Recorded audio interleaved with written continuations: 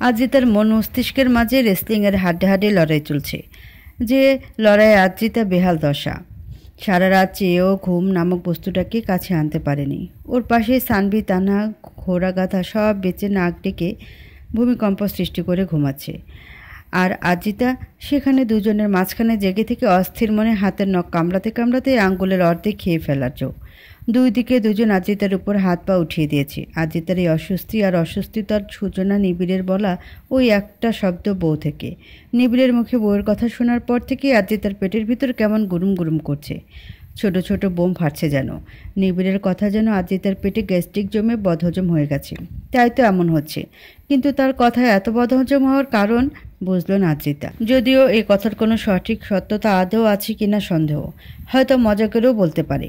সানভি আর তানহাও বলল, নিবিড় নিশ্চয়ই এটা মজার ছলে বলেছে। সত্যি করে কি ভাইয়া এমন করবে নাকি? কিন্তু তবুও কেন যেন আদ্রিতার মনের অস্থিরতা কমছে না। বুকের মাঝে কেমন অজানা ব্যথা হচ্ছে। সত্য উদ্ঘাটন না করা পর্যন্ত শান্তি হবে না তার। পরদিন ছিল ছুটির দিন। আদ্রিতার কলেজ নেই। সে সকাল থেকে নিবিড়ের বউ রহস্য উদ্ঘাটনে গোয়েন্দার রোল ধারণ করলো। খুব ভোরে সে বিছানা ছাড়ল। ধীরে ধীরে পা টিপে নিবিড়ের রুমের দিকে এগুলো সে। ভাবটা এমন যেন কোনো মার্ডার মিস্ট্রি সলভ করতে কোনো ভয়ঙ্কর আস্তানায় যাচ্ছে। এই মুহূর্তে কেউ আদ্রিতাকে দেখলে নির্ঘাত হার্টের সাথে কিডনিও অ্যাটাক করবে। এত সকাল আদ্রিতাকে দেখা আর গাধার মাথায় শিং দেখা একই কথা। যে মেয়েকে ঘুমের ভেতর কেউ কিডনি খুলে ফেললেও টের পায় না, কানের কাছে অর্কেস্ট্রা বাজালেও ঘুম থেকে সকালে জাগানো যায় না, সে মেয়েকে এই কাক ডাকা ভোরে জাগনা অবস্থায় কেউ সচক্ষে দেখলে নিতে পারবে না। তাই সবাইকে এই শখ থেকে বাঁচাতে আদ্রিতা চুপিসারে নিবিড়ের রুমের সামনে এলো। দরজা খুলে আস্তে করে ঠেলা দিতেই বুঝলো লক খোলা আছে। এতে যেন মেঘ না যাইতে জল পেয়ে গেল আদ্রিতা। সে খুব ধীরে দরজা খুলে ভেতরে ঢুকলো। রুমের অন্ধকার চোখে শুয়ে উঠলে পা টিপে টিপে ভেতরে এগুলো। বিছানায় উপর হয়ে শুয়ে আছে নিবিড়। আদ্রিতার ইন্সপেকশন কোত্থেকে শুরু করবে সেটাই ভাবছে। ওনার বউ যদি থেকে থাকে তাহলে নিশ্চয়ই ওনার ঘরে কোনো প্রমাণ থাকবে। আদ্রিতা টেবিল থেকে শুরু করলো। নিজের ফোনের লাইট অন করে টেবিলের কাগজপত্র ঘেঁটে দেখতে শুরু করলো। ক্যাবিনেট আর কাবাটও ঘাটাঘাটি করলো, কিন্তু না কোনো প্রমাণাদি হাতে পেল না সে। হতাশ আদ্রিতা এবার ঠোঁট উল্টিয়ে কাবাটের সাথে হেলান দিয়ে দাঁড়িয়ে রইল। নজর গেল বিছানায় ঘুমন্ত নিবিড়ের চেহারায়। বালিশ পিছিয়ে ধরে তাতে মাথা কাত করে রেখে পরম শান্তিতে ঘুমিয়ে আছে। বাতাসে জানালার পর্দা উড়ে ভোরের আলো এসে পড়ছে তার উপর। মৃদু বাতাসে তার কপালে পড়ে থাকা চুলগুলো স্বচ্ছন্দে দোল খাচ্ছে। কি অমায়িক তার মুখখানা এখন। কে বলবে লোকে দৈত্যদের মহারাজ? আদ্রিতার সকল অশান্তির একমাত্র কারণ এ যে এখন তাকে কত শত অশান্তি দিয়ে কি সুন্দর আরামে ঘুমোচ্ছে, একদম নিষ্পাপ ছোট্ট কোনো শিশুর মতো। আদ্রিতা আনমনে ধীরে ধীরে এগিয়ে এসে নিবিড়ের পাশে বিছানায় বসলো। একদিনে তাকিয়ে রইল নিবিড়ের ঘুমন্ত মায়াবী মুখখানার দিকে। খুব ইচ্ছে হলো নিবিড়ের চুলগুলো ছুঁয়ে দিতে। জেগে থাকলে তো আদ্রিতা জীবনও সাহস পাবে না। আদ্রিতা নিজের ইচ্ছে পূরণে হাত বাড়ালো। আলতো করে ছুঁয়ে দিল নিবিড়ের ওই নরম মসৃণ রেশমের মতো চুলগুলো। চুলের গভীরে আঙ্গুল দিতেই মনে হলো যেন নরম তুলোয় হাত ডুবিয়ে দিয়েছে। আদ্রিতার হাত চুল থেকে সরাতেই ইচ্ছে করছে না, কিন্তু নিবিড় জেগে যাওয়ার ভয় অনিচ্ছা সত্ত্বেও হাত সরিয়ে নিল। হঠাৎ আদ্রিতার মনে হলো নিবিড় ভাইয়া যদি সত্যিই বউ থাকে তাহলে তো সে নিবিড় ভাইয়াকে সবসময় এভাবে কাছ থেকে দেখতে পায়, মন চালিয়ে ছুঁয়ে দিতে পারে। বিষয়টা মস্তিষ্কে হানা দিতেই বুকের মাঝে ঝিনঝিন করে ব্যথার উৎপত্তি হলো বুঝি। তা থেকে কান্নারা হানা দিল চোখের দরজায়। হঠাৎ করে খুব কান্না পেল আদ্রিতার। আর বসে না থেকে উঠে দ্রুত পায়ে বেরিয়ে গেল আদ্রিতা। খাবার টেবিলেও কেমন চুপচাপ মূলের মুখে বসে আছে আদ্রিতা। এমনিতেই সে খাবার মুখে দিতে চায় না। আজ যেন আরও খেতে ইচ্ছে করছে না তার। সবাই নাস্তা শেষ করে উঠে গেছে, অথচ আদ্রিতা কখন থেকে গেলে হাত দিয়ে বসে চামচ দিয়ে শুধু খাবার নেড়ে যাচ্ছে। নিবিড় যে তার পাশে এসে বসেছে সেটাও তার খেয়াল নেই। সে চামচ দিয়ে প্লেটে নকশা আঁকতে ব্যস্ত।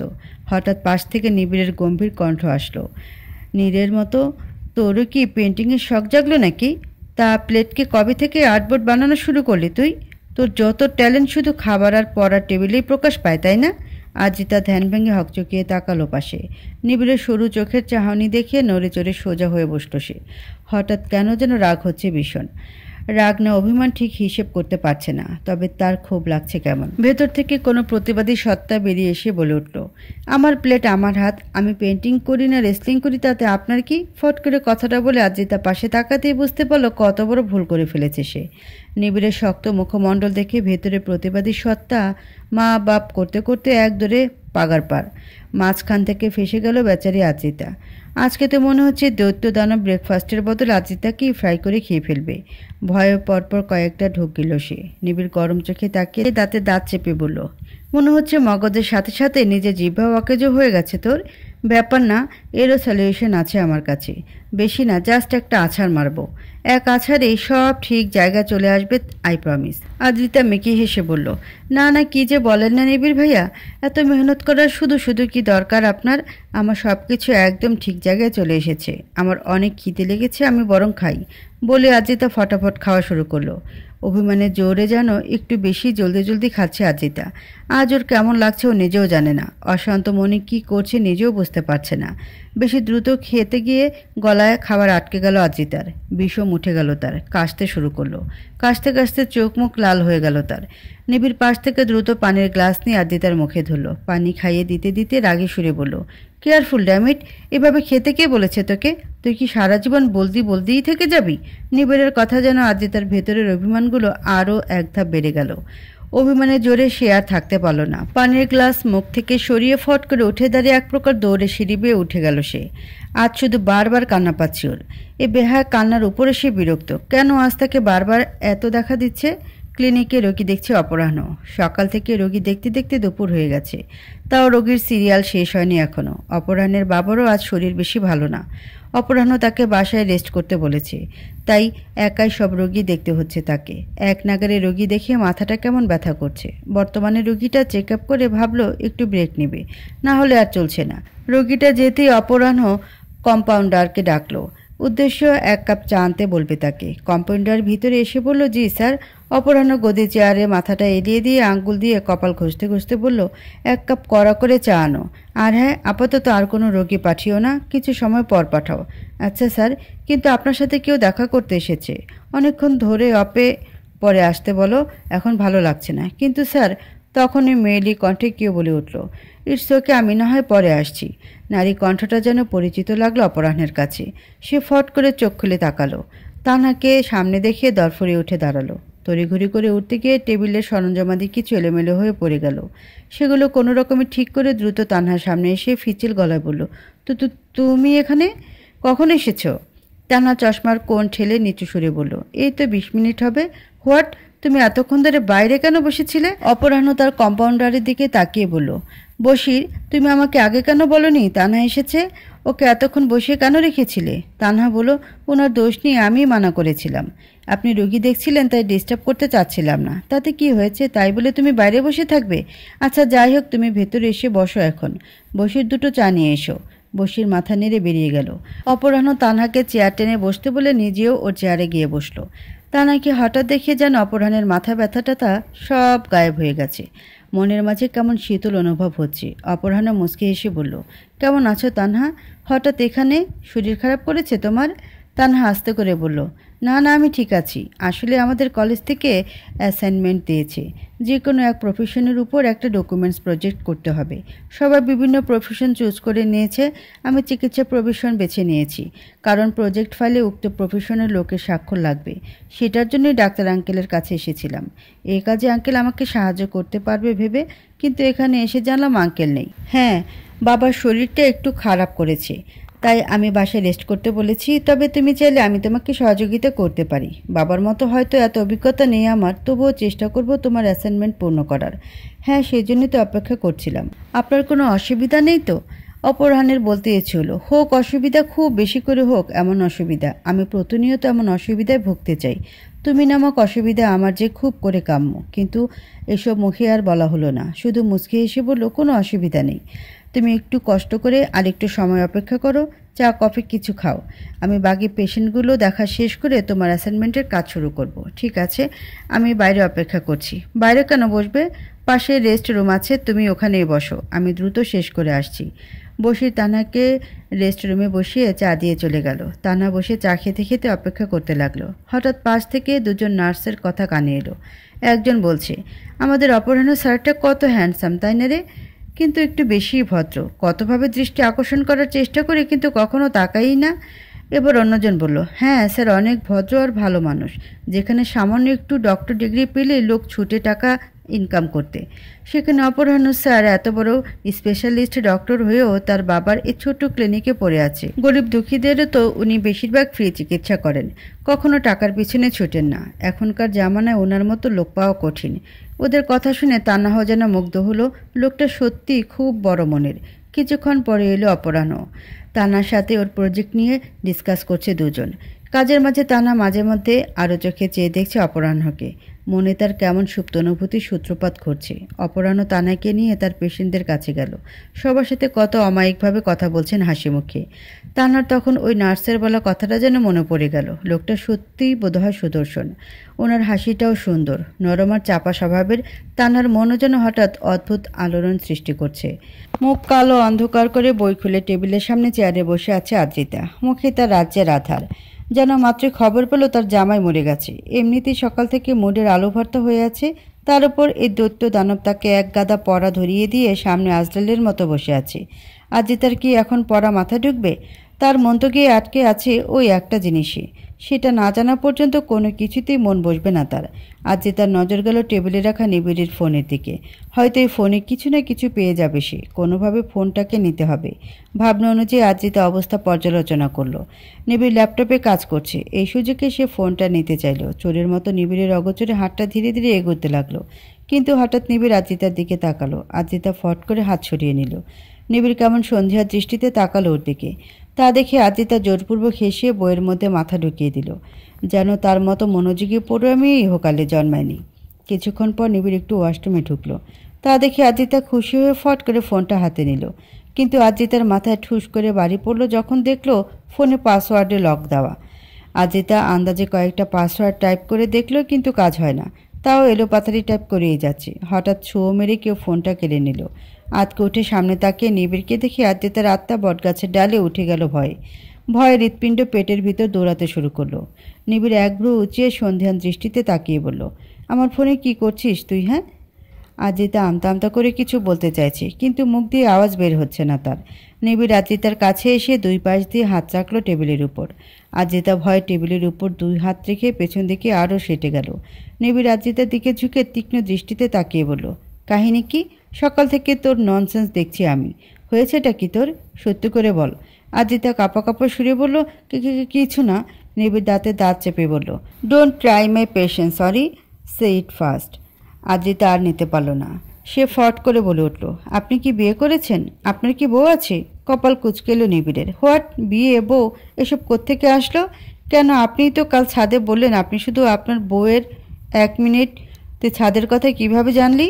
তার মানে তুই চুরি করে মানুষের কথা শোনাও শুরু করেছিস? বাহ, আই এম ইমপ্রেসড। বলতে হবে দিন দিন নিজের ট্যালেন্টের লিস্ট বাড়িয়ে চলেছিস তুই। এরপর নিশ্চয়ই চুরি করার ট্যালেন্টও লিস্টে অ্যাড করে নিবি, তাই না? অন্য সময় হলে তো আদ্রিতা ভীষণ ক্ষেপে যেত নিবিড়ের কথায়, কিন্তু এই মুহূর্তে তার প্রশ্নের উত্তর চাই। তাই সে আবারও বলে উঠল, আপনি আগে বলুন বউ আছে কি না? নিবিড়ের ঠোঁটে বাঁকা হাসি দেখা গেল। সে আদ্রিতার মুখের উপর আরেকটু ঝুঁকে বলল, কেন? তা জেনে তুই কি করবি? আমার বউ থাকলেই তোর কি, আর না থাকলেই তোর কি? তোর সমস্যা কোথায়? আদ্রিতার চোখে হঠাৎ অশ্রুমালা ভিড় করলো আবার। তার কেন যেন চিল্লিয়ে বলতে মন চাইছে, সমস্যা আছে, অনেক অনেক অনেক সমস্যা আছে।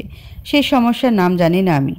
সেই সমস্যা আমাকে অনেক যন্ত্রণা দেয়, বুকে ব্যথা দেয়, অকারণে কাঁদায়। আপনার বউ কেন থাকবে? থাকা যাবে না, একদমই না। দরকার হলে সারা জীবন ব্রহ্মচারী থাকবেন, তাও বউ থাকা নিষেধ আপনার জন্য। পুরো পৃথিবীর বাপদের জারি করে দেওয়া হোক, কেউ যেন আপনার সাথে তাদের মেয়ে বিয়ে না দেয়। আপনার বউ নামক শব্দটা আমাকে অনেক কষ্ট দেয়, বুকে গ্যাস্ট্রিক গ্যাস্ট্রিক ফিলিং হয়। কিন্তু কিছু বলতে পারল না আদ্রিতা। চোখের টইটম্বুর পানি গাল বেয়ে পড়ল। আদ্রিতা আর থাকতে না পেরে নিবিড়ের হাত সরিয়ে চলে যেতে চাইল, কিন্তু পেছন থেকে হাত ধরে ফেলল নিবিড়। হাত ধরে টান দিয়ে নিজের বুকে ঠেকালো। আদ্রিতার পিঠ এসে ঠেকল নিবিড়ের বুকে। নিবিড় এক হাতে আদ্রিতার হাতের উপর দিয়ে পেট পেঁচিয়ে ধরে নিজের সাথে মিশিয়ে নিল। থমকিত হলো আদ্রিতা, কেঁপে উঠল সে। নিবিড় আদ্রিতার কানের কাছে মুখ নিয়ে ফিসফিসানি সুরে বলল, বউ তো আমার আছে, আমার লক্ষ্মী সোনা মিষ্টি বউ। তবে সে এখন কেবলই আমার অন্তর্দেশে বাস করে। বাস্তবে তার আসার সময় হয়নি এখনও। যখন সময় হবে তখন আমাকে বলার দরকার হবে না, তোর এমনি সব বুঝে এসে যাবে।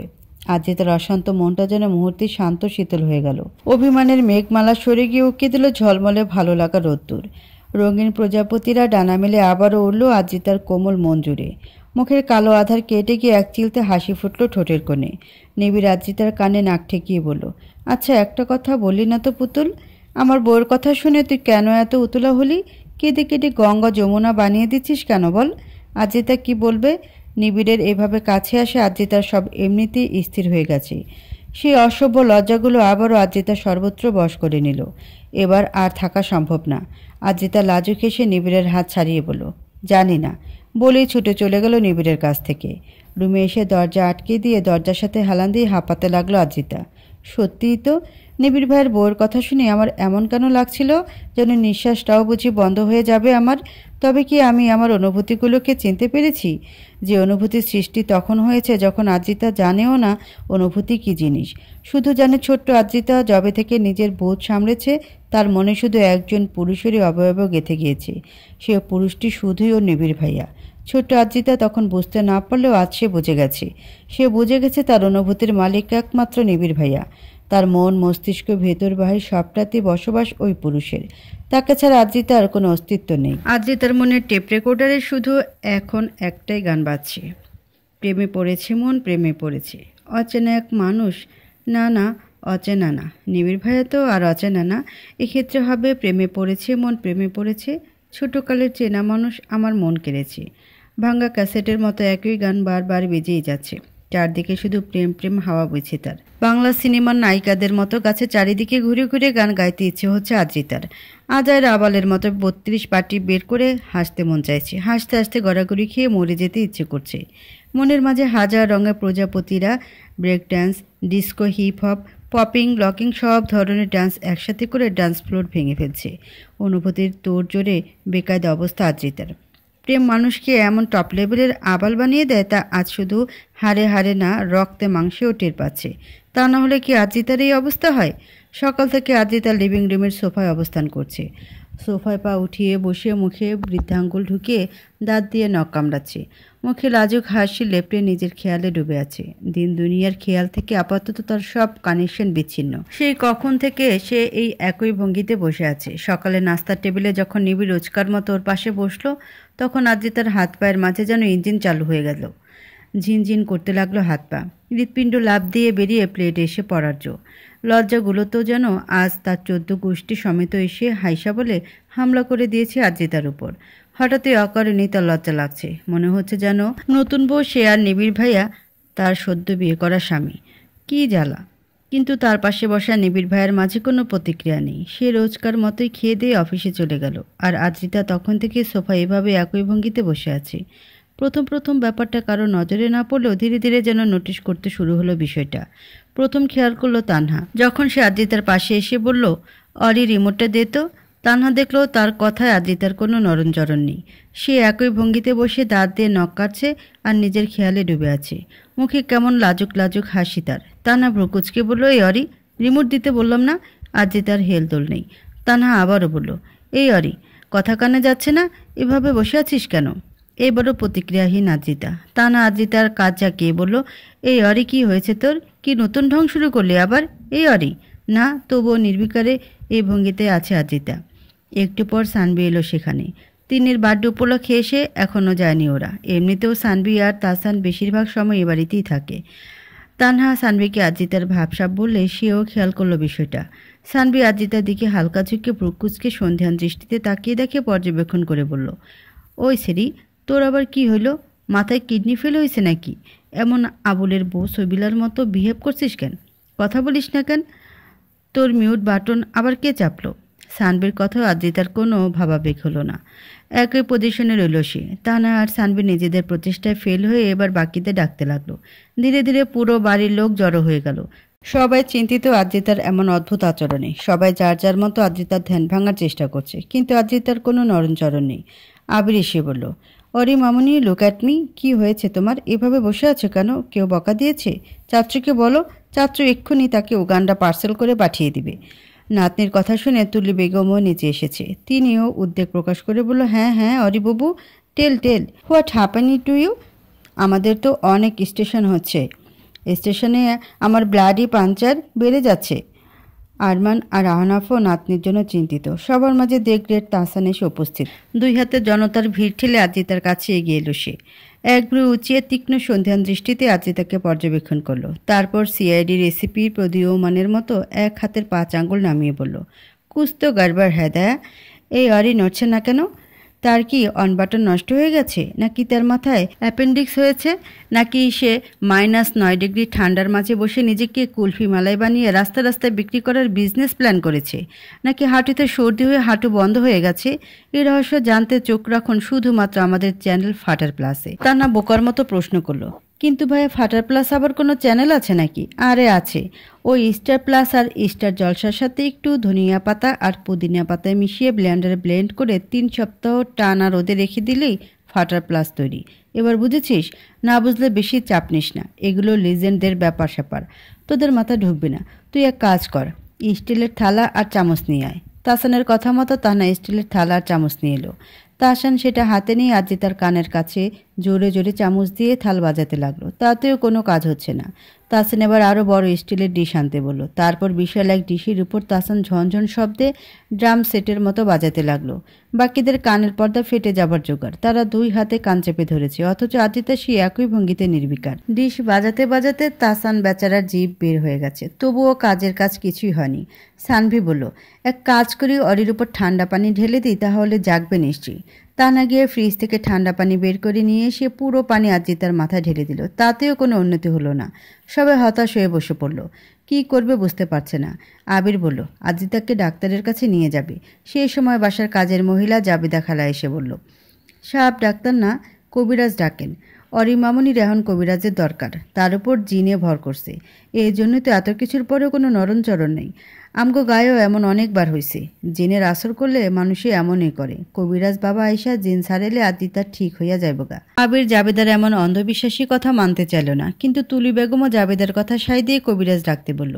জাবেদা বলল, তার কাছে এক পরিচিত কবিরাজের নাম্বার আছে, সে ফোন করে আসতে বলল কবিরাজকে। ঘণ্টাখানেক পর চলে এলো কবিরাজ। কালো লম্বা জুব্বার মতো পোশাক, মাথায়ও কালো কাপড় বাঁধা, গলায় শত শত নানা রকম পাথরের মালা, এক হাতে ময়ূরের পালকের এক বান্ডিল আর এক হাতে ধূপ। কবিরাজ আজিতার সামনে এসে পর্যবেক্ষণ করে বলল, ফ্রিজ জিন, জিন জিনে ভর করছে ওরে। তাহসান পাশ থেকে মজা করে বলল, কিন্তু কবিরাজ বাবা, ফ্রিজ জিন কি তাহলে বিদ্যুৎ ছাড়াই চলে? বাহ, তাইলে তো ভালোই। আমি আজই কয়েকটা ফ্রিজ জিন অর্ডার করবো অনলাইনে, ক্যাশ অন ডেলিভারি। সবার বিদ্যুৎ খরচা কত কমে যাবে। কবিরাজ চোখ বড় বড় করে বলল, দুষ্টু বালক, জিনের সাথে মজা অনেক ভারী পড়বে।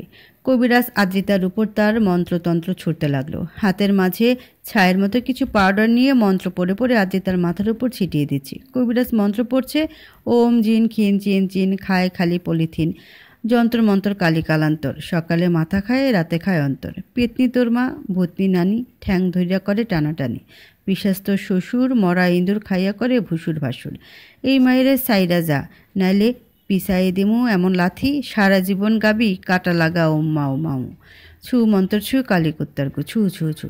মন্তর পরে আদ্রিতার উপর পাউডার ছিটিয়ে ভরিয়ে দিল। কিন্তু কবিরাজের এত কাশে যে কিছুই ফলপ্রসূ হলো না। আদ্রিতার মাঝে কোনো নতুনত্বই দেখা গেল না। কবিরাজ তো হতবাক। তাহসান এগিয়ে এসে টিপ্পনি করে বলল, মিস্টার শ্রদ্ধেয় কবিরাজজি, আপনার চিকিৎসা তো কাজে লাগলো না। আপনার কবিরাজি ডিগ্রি কি নিজের মেধাতেই পাইছেন, নাকি নকল করে পাশ করছেন? কবিরাজ বেচারা অবস্থা বেগতিক দেখে নিজের কবিরাজি জ্ঞান পুটলিতে ভরে পালালো ওখান থেকে। সকাল গড়িয়ে বিকাল নেমেছে, তবু আজিতার পজিশনের কোনো পরিবর্তন নেই, যেন একই পজিশনে জমে গেছে সারা জীবনের জন্য। সবাই সব প্রচেষ্টা করে হতাশ হয়ে বসে রয়েছে। সবার শেষ প্রচেষ্টা হিসেবে তাহসান আবার উঠে দাঁড়ালো, হাত পায়ের পোশাক গুটিয়ে মাঠে নামলো, বুক ফুলিয়ে বলল, ব্যাস এবার শেষ উপায় অ্যাপ্লাই করতেই হবে। তাহসান ফোন বের করে কাউকে ফোন দিয়ে কিছু বলল। মিনিট 20 পরে সেখানে কয়েকজন লোক এসে উপস্থিত হলো, আর সাথে করে নিয়ে এলো বিশাল বিশাল আকার একটা লাউড স্পিকারের মিউজিক সিস্টেম। এমন পিলারের মতো 5-6টা লাউড স্পিকার এনে লিভিং রুমে এনে সারি করে রাখলো। তাহসান এবার সবার দিকে তাকিয়ে বলল, শুনুন শুনুন সবাই, যার যার হার্ট দুর্বল তারা এখান থেকে প্রস্থান করতে পারেন। এটা কিন্তু খুবই ভয়াবহ স্ট্যান্ড, বাচ্চারা কেউ বাসায় এটা ট্রাই করবে না। আরমান, আহনাফ আর তুলি নিজেদের রুমে চলে গেলেন। তাহসান মিউজিক সিস্টেম চালু করলো। মিউজিকে গান প্লে করে সাউন্ড দিল ফুল ম্যাক্সিমাম। এত এত বিশাল লাউড স্পিকার চালু হতে পুরো বাড়ি যেন ভূমিকম্পর মতো কেঁপে উঠল। লাউড স্পিকারের সাউন্ড এতই জোরে যে এর সামনে টিকে থাকা কঠিন। টর্নেডো, সিডো, রাইলা, বুলবুলি, চিত্রাং সব ক্যাটাগরির ঘূর্ণিঝড় একসাথে আরম্ভ হয়ে গেল।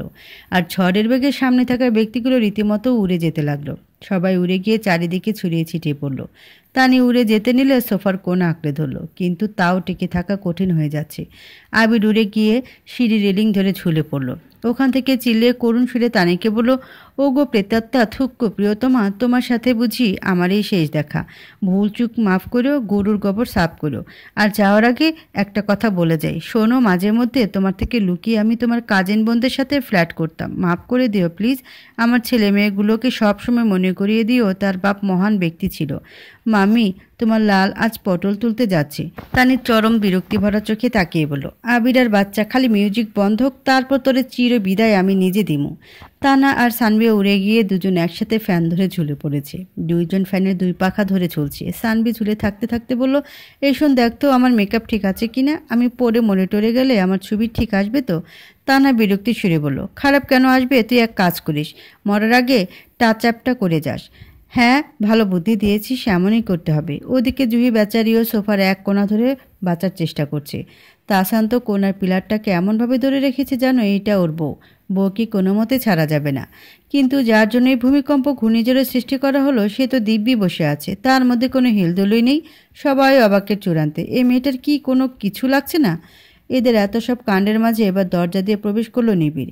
কিন্তু বাসার এই অবস্থা দেখে সে হতবম্ব। এত লাউড মিউজিক তার কানের পর্দা ফাটিয়ে দেওয়ার জো। সে দুই হাতে কান চেপে ধরে কোনো রকমে ঝড়ের বেগ রুখে গিয়ে মিউজিক বন্ধ করে দিল। সাথে সাথে যে যেখানে ছিল সেখান থেকে ঠুস ঠুস করে নিচে পড়ে গেল। পড়ে গিয়ে সবাই যার যার ব্যথায় আর্তনাদ করে উঠল। যাক, ঝড়ের কবল থেকে রেহাই পেয়েছে তারা। নিবিড় এসব দেখে বিস্মিত গলায় বলল, কি হচ্ছে এসব? সবার এই অবস্থা কেন? নিবিড় আদিত্যাকে দেখে ভ্রুকুচকে ওর কাছে গিয়ে বলল, ওই তোর কি হয়েছে? আর পিশাচের মতো নখ খাচ্ছিস কেন? খাবারের কি অভাব পড়েছে? সবাই ভাবলো আদিত্যা নিশ্চয়ই এবারও কিছু বলবে না, কিন্তু সবাইকে অবাকের সপ্তম আসমানে নিয়ে সেখান থেকে ঠুস করে নিচে ফেলে দেওয়ার মতো কাজ করলো। নিবিড়ের কথা দরফরে উঠে দাঁড়ালো আদ্রিতা, যেন এইমাত্র ঘুম থেকে জাগনা পেল সে। দরফরে উঠে আমতা আমতা করে বলল, কি আর হবে? কিছুই না, বলে সে নিবিড়ের সামনে থেকে সরে গিয়ে দ্রুত উঠে নিজের রুমে চলে গেল। এই লোকটার সামনে থাকলে এখন কেমন যেন লাগছে ওর। আজ যে তার কাণ্ড দেখে নিবিড় বাদে বাকি সবাই হতবাক, হতবিহল বাকরুদ্ধ। নিবিড় এবার সবার দিকে তাকিয়ে বলবে কি হয়েছে? সবাই হা হয়ে একজন আরেকজনের মুখ চাওয়াচাওয়ি করলো। তারপর সবাই একসাথে ঠাস করে নিচে পড়ে গেল। অজ্ঞান বনে গেল সবাই। আজ যে তার প্রেমে পড়ার মাসুল সবার উপর দিয়ে গেল। বেচারা শুধু নিবিড় শুধু হতবম্বের মতো তাকিয়ে রইল। আজ যে তার প্রেমে পড়ার রেশ কাটতে বেশি সময় লাগলো না।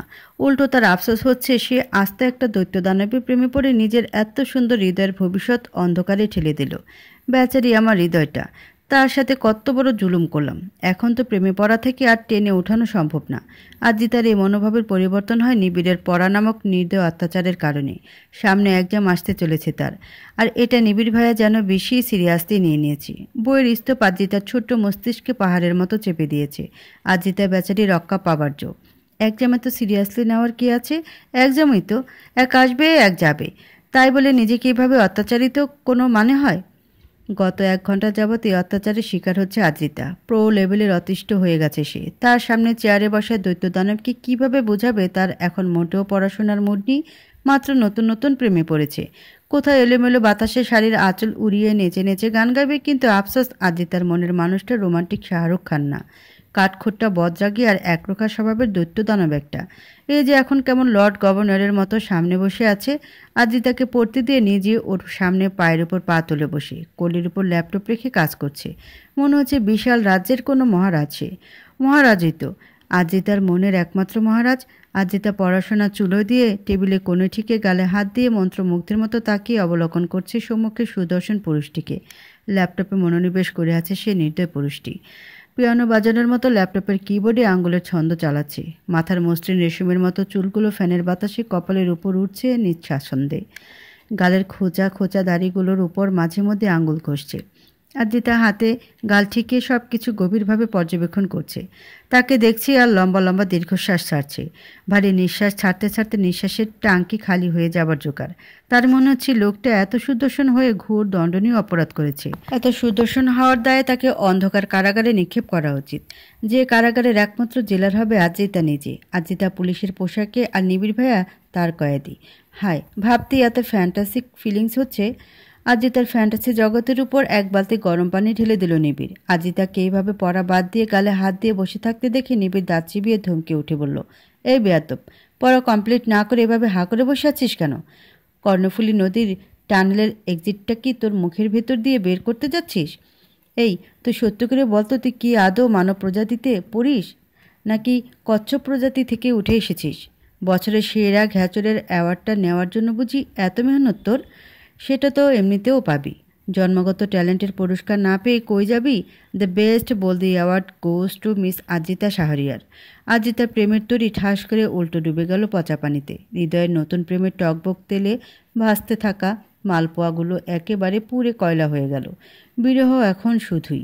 এই বিরহে এখন রোমান্টিক গানের বদলে স্যাড সং গাইতে ইচ্ছে হচ্ছে। বাংলা সিনেমা নায়িকাদের মতো খোলা চলে ঝড় বৃষ্টি বাতাসের রাতে আঁচল মাটিতে টেনে নিয়ে যেতে যেতে গান গাচ্ছে। কারে দেখাবো মনের দুঃখ গো আমি বুক চিরিয়া, অন্তরে দুঃখরি অনিল জলে রইয়া রইয়া। এই বিরহের আগুনে পড়তে পড়তে আদ্রিতা পড়ায় আবারও মনোনিবেশ করার চেষ্টায় নিয়োজিত হলো, কিন্তু খুব একটা হতে পারছে না। তার মনের মানুষটা এত কঠোর, তা যতবারই মনে পড়ছে ততবারই দুঃখে কলিজার ভেতর ডোবা নালা হয়ে যাচ্ছে। আদ্রিতার মাথায় হুট করে এক গম্ভীর প্রশ্নের উৎপত্তি ঘটালো। তার মনের অনুভূতির মালিক তো নিবিড় ভাইয়া, কিন্তু নিবিড় ভাইয়ের অনুভূতির কোথাও কি আমি আছি? সেও কি আমাকে নিয়ে ওভাবে ফিল করে? প্রশ্নটা মস্তিষ্কে হানা দিতেই ভাবনারা এলোমেলো ছুটতে লাগলো, যার দরুন হৃৎপিণ্ড ছটফট করছে। বইয়ের এই কালো কালো অক্ষরগুলো মহিষের মতো শিং বের করে যেন গুঁতো দিতে ছুটছে। কি ভয়ঙ্কর অবস্থা! আজ আর পড়ালেখা হবে না। তার এখন এই প্রশ্নের উত্তর খুঁজতে হবে, না হলে চলবে না, কিছুতেই না। আর্টবোর্ডে কারো চোখে ছবি আঁকছে নুরান। পূর্ণ মনোযোগ তার নিজ কাজে, যেন মনের সকল অনুভূতি তার এই মনোনয়ন চিত্রে। আজ আর ব্রাশ ব্যবহার করছে না। আর্টবোর্ডের সামনে হাঁটু গেড়ে বসে হাতের আঙ্গুলে রং লাগিয়ে হাত দিয়ে আর্টবোর্ডে আঁকছে কারোর হরিণী আঁখি যুগল। নুরানের চোখে ছেয়ে আছে এক শীতল মোহনতা, চেহারা এক প্রশান্তির আবহ বিদ্যমান। আঁকান শেষ করে হাঁটু গেড়ে স্থির দৃষ্টিতে তাকিয়ে রইল সে আঁখি যুগল পানে। চোখে তার মুগ্ধতার রেশ। আর্টবোর্ডের আঁখির চিত্রে চোখ রেখে মনে মনে সে আওড়ালো, তোমার চোখের ভাষা আফ্রিকান না চাইনিজ তা জানি না, তবে ও চোখের ভাষা পড়তে আমি ইচ্ছুক। ও চোখের গভীরতায় আমি সিক্ত হতে ইচ্ছুক, খুব করে ইচ্ছুক। এই ইচ্ছুকতা আমার উপর অনেক বেশি ভারী হচ্ছে, বশ করছে আমার আয়ত্ত রেখাকে। হাতের রং মুছে উঠে দাঁড়ালো নুরান। মাথার লম্বা চুলগুলো আবারও ঠিক করে হেয়ার ব্যান্ড দিয়ে বেঁধে নিয়ে বিছানায় এসে বসলো। তার এ মুহূর্তে নীলাম্বরীর সাথে কথা বলতে খুব ইচ্ছে করছে। আজ সারাদিন আর কথাই হয়নি। কলেজ থেকে আসার পর থেকে এই পেন্টিংয়ে বসেছিল সে। কখন রাত হয়ে গেছে বুঝতেই পারেনি, তবে এই মুহূর্তে এসে যেন আর না বললে চলছে না। ইন্টারনেট কানেকশন অন করতে টুং টাং করে অনেকগুলো মেসেজ এসে জড়ো হয়ে গেল ফোনের স্ক্রিনে। নীলাম্বরীর মেসেজ। নুরান ওপেন করলো। অনেক সারাদিন ভিন্ন ভিন্ন সময়ে এসে মেসেজ করে গেছে। হয়তো কথা বলার জন্য বারবার এসেছিল, কিন্তু নুরানকে পায়নি। খুব গিল্টি ফিল হচ্ছে নুরানের। শেষ মেসেজ এসেছে 20 মিনিট পূর্বে। একটা কাব্য বার্তা। না হইল মোর নিত্য কাজ, না হইল সাধের সাজ। মন পায়রা হইয়াছি উরু উরু, কহিবে কথা কারো শনে। উড়াইয়া দিবে কাব্য বার্তা, খুলিয়া মনের দ্বার, প্রতীক্ষায় মন হয় ভীরু। সে আসে নাহি, বলে নাহি মোর কথা, আকুল আঁখি বলে হাসিয়া, সে বোঝে না মন ব্যথা। নুরানের বুকের বাম পাশে যেন কিঞ্চিত ব্যথার অনুভব হলো। মেয়েটা নিশ্চয়ই মন খারাপ করেছে সারাদিন ওকে না পেয়ে। আজকাল মেয়েটার সব মনোভাব নুরান কেমন করে যেন বুঝে যায়, তাকে না দেখে অনুভব করতে পারে যেন। নুরান মেসেজ করলো, দুঃখিত ভূতনিজি, এই অধমকে কি ক্ষমা সুন্দর চোখে দেখা যায় না? কিছুক্ষণ পর মেসেজ সিন হলো, তবে রিপ্লাইয়ের জায়গায় একটা রাগ করে থাকার ইমোজি এলো। হাসলো নুরান, বুঝলো জনাবা অভিমান করেছে। সে লিখল, আমি তো ভেবেছিলাম আপনি অনেক সুন্দরী ভূতনি হবেন, কিন্তু এ কি, আপনি এমন নাক ফুলানো ভূতনি হবেন ভাবতেই পারিনি। You are very disappointing me. আবারও একই ইমোজি এলো। নুরান লিখল, বেশি রাগলে নাক দিয়ে শিং বের হয়, তা কি জানেন? আমার দাদুন বলে। এই জন্য তো আমি কখনো রাগি না। শিং বের হওয়া নাক আমাকে মোটেও স্যুট করবে না, বাট আপনাকে অনেক স্যুট করবে নিশ্চয়ই। আরও ভয়ঙ্কর ভূতনি দেখাবে। আপনার ত্রাসও বাড়বে বেশি বেশি, তাই বেশি বেশি করে রাগ করুন। যত বেশি রাগ তত বেশি শিং। এবার রিপ্লাই এলো, কে বলেছে আমি রাগ করেছি? আমি কখনো রাগ করি নাকি? আরে রাগ আর আমি তো দুই প্রান্তের মরু, কখনো দেখাই হয় না আমাদের। মেসেজ পড়ে সশব্দে হাসল নুরান, মন খোলা হাসি। মেয়েটা সত্যি ওর কথায় ভয় পেয়েছে দেখে খুবই মজা লাগছে ওর। তারপর আবারও মেসেজের আদান প্রদান শুরু হলো। সময়ের সাথে যা হলো আরও প্রাণখোলা, দুষ্টু মিষ্টি। চিন্তার পাতিল মাথায় নিয়ে ঘুরছে আদ্রিতা। নিবিড়ের মনের কথা কিভাবে জানবে সে? এটাই তার চিন্তার পাতিলে টকবক করে ফুটছে। নিবিড় ভাইয়ের মনোভাব বোঝা বড় কঠিন কাজ। দেখে তো মনে হয় আমাকে পছন্দের পও করে না। ধমকাতে ধমকাতে আমার ছোট্ট জানটার আচার বানিয়ে দেয়, যেন আমি তার বাড়া ভাতে পানি ঢেলে দিয়েছি। আমাকে ধমকানো তার সবচেয়ে ফেভারিট হবি।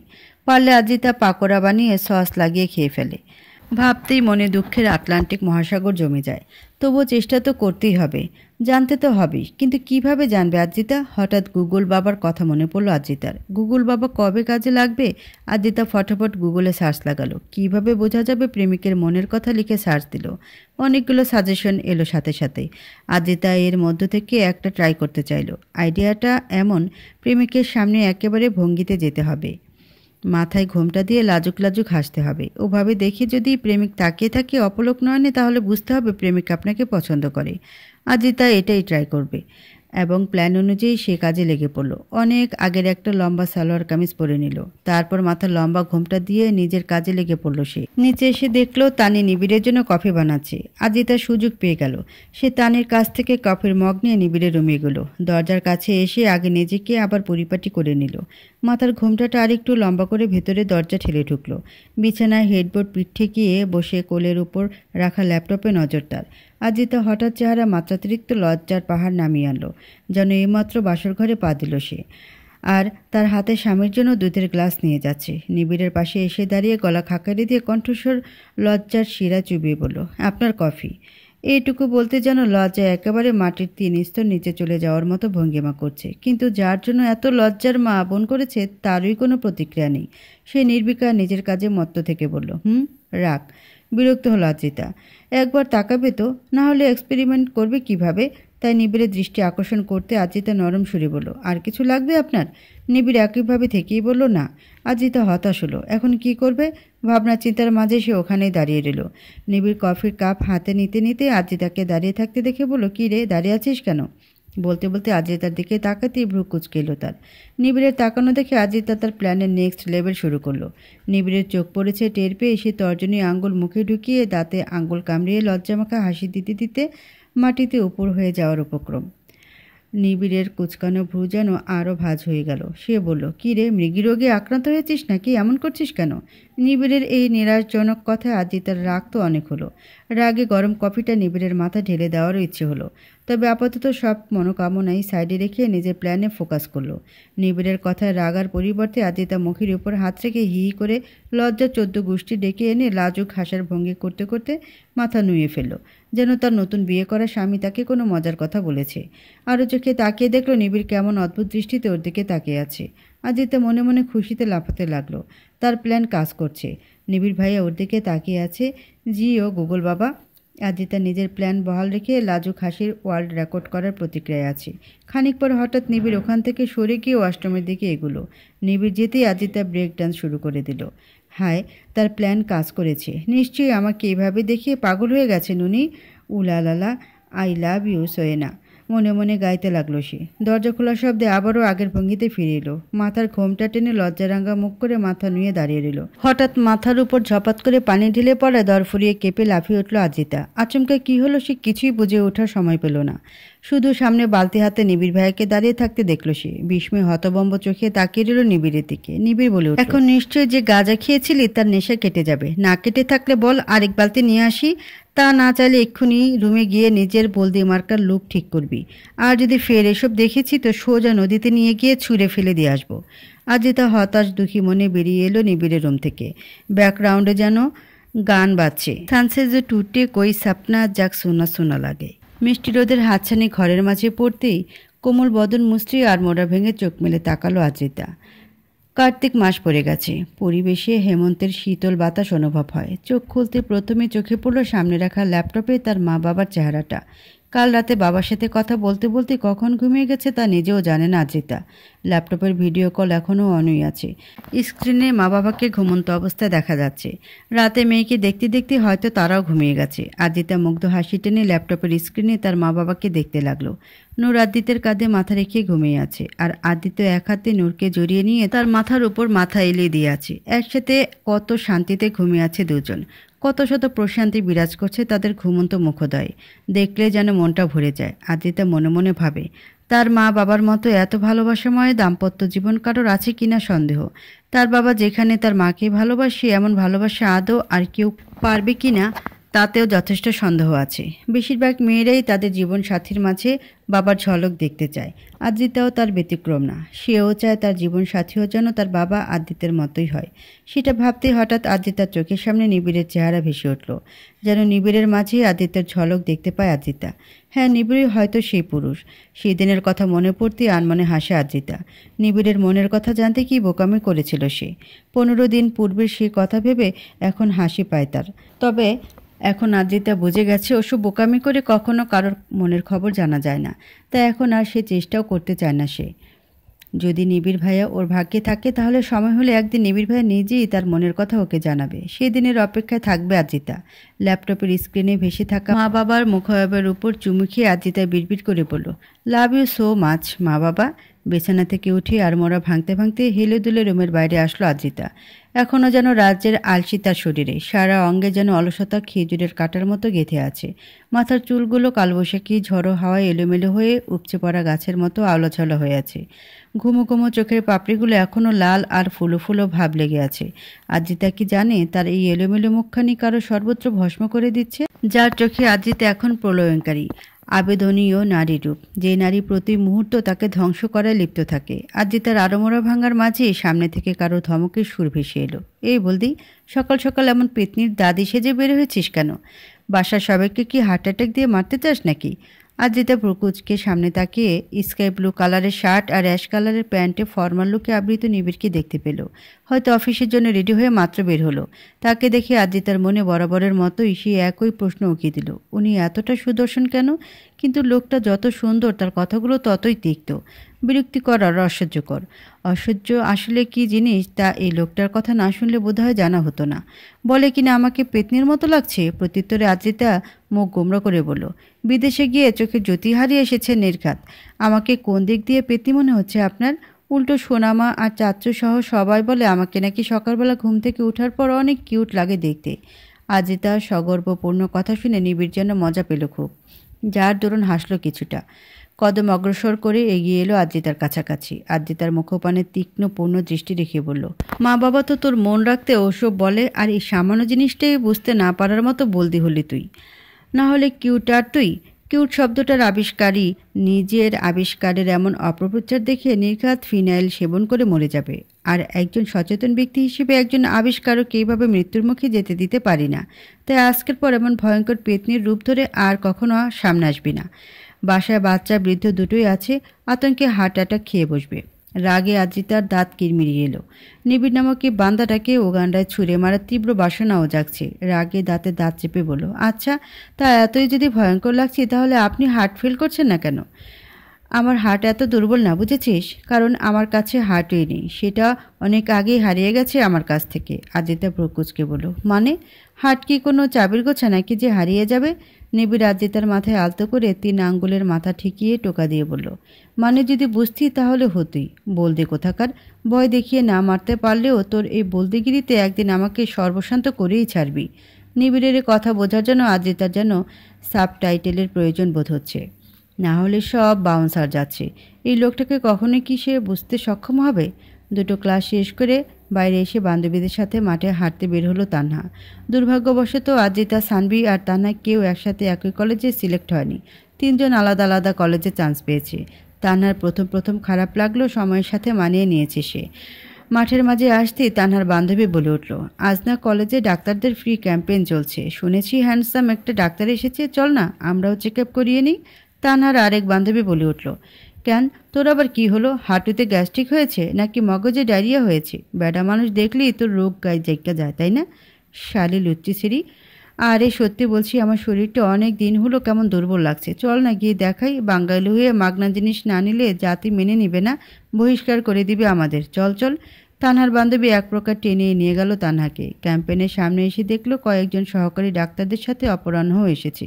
ক্যাম্পেনের মূল তত্ত্বাবধানে এসে মিষ্টি রঙের শার্টের উপর সাদা অ্যাপ্রন পরে রোগীদের মনোযোগ সহকারে চেক আপ করছে। বরাবরের মতোই মুখে সন্তুষ্টি মিশ্রিত হাসি লেপ্টে আছে।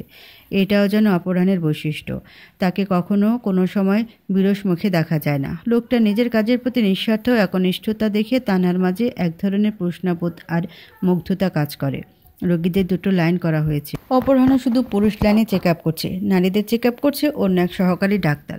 তা দেখে তানহার বান্ধবী আফসোস ব্যক্ত করে বলল, ধুর, যার জন্য হইলাম রোগী সেই হইল পর। এই রোগ রেখে কি লাভ?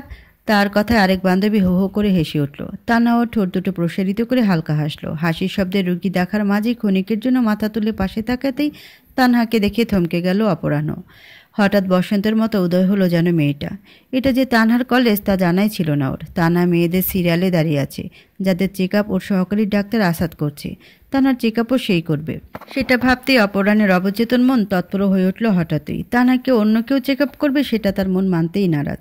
আর একজন মেয়ের পরেই তানহার নাম্বার। অপরাহ্ন তড়িঘড়ি করে পাশের সহকারী ডাক্তার আসাদকে বলল, শোনো আসাদ, তুমি আমার সাইডটা দেখো তো একটু। আসলে ওনার সমস্যাটা আমি বুঝতে পারছি না ঠিকমতো, তুমি ভালো পারবে। ততক্ষণে আমি তোমার সাইড দেখছি। অপরাহ্নের কথায় আসাদ বোধহয় বিস্মিত হলো বটে। এত বিজ্ঞ ডক্টর কি না জুনিয়র ডাক্তারকে বলছে সে বুঝতে পারছে না। বিষয়টা হজম করতে অনেকটা কষ্ট হলেও সিনিয়রের সামনে তা ব্যক্ত করতে পারলো না। অপরাহ্নের কথা মেনে সে মেন সাইডে চলে গেল, আর অপরাহ্ন তার জায়গায় ওমেন সাইডে এসে বসলো।